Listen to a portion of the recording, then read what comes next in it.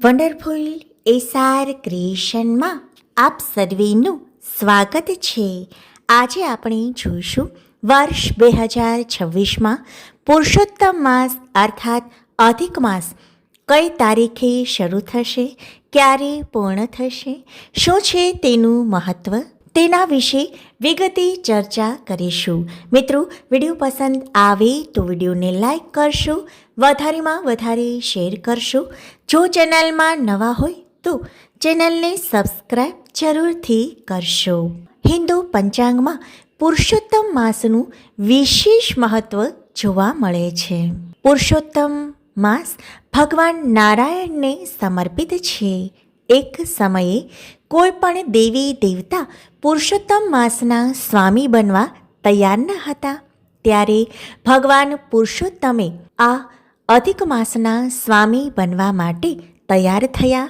માટે જ આ અધિક માસને પુરુષોત્તમ માસ તરીકે ઓળખવામાં આવે છે. હિન્દુ પંચાંગ અનુસાર વર્ષ 2026માં 17 મે રવિવારના રોજ પુરુષોત્તમ માસનો પ્રારંભ થશે, જ્યારે 15 જૂનને સોમવારના રોજ પુરુષોત્તમ માસ પૂર્ણ થશે. આ વખતે 2 જેઠ મહિના જોવા મળે છે. તેમાં પ્રથમ જેઠ માસ એ અધિક માસ તરીકે ઓળખાશે. આ પુરુષોત્તમ માસને મલમાસ તરીકે પણ ઓળખવામાં આવે છે. આ મહિનામાં ભગવાન વિષ્ણુની પૂજા સાથે કાઠા ગોરમાની પૂજા કરવાનું વિશેષ મહત્ત્વ જોવા મળે છે.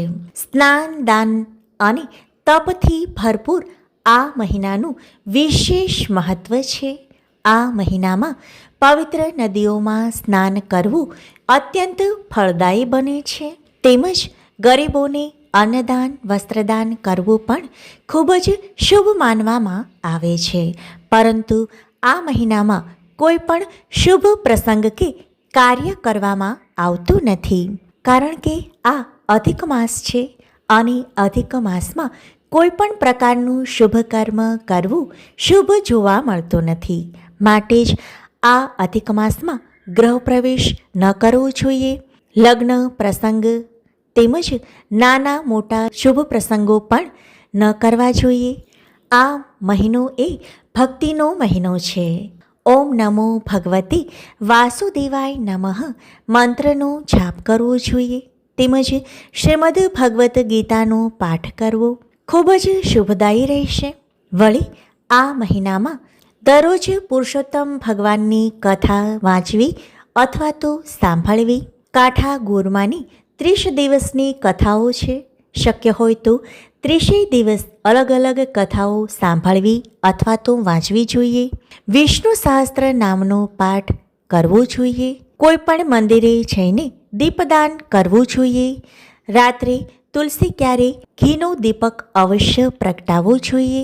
પીપળાના ઝાડને પાણી અર્પણ કરીને પીપળાના ઝાડ પાસે પણ દીપ પ્રાગટ્ય કરવું જોઈએ. મિત્રો, વિડીયો પસંદ આવે તો વિડીયોને લાઈક કરશો, વધારેમાં વધારે શેર કરશો. જો ચેનલમાં નવા હોય તો ચેનલને સબસ્ક્રાઈબ જરૂરથી કરશો. આભાર.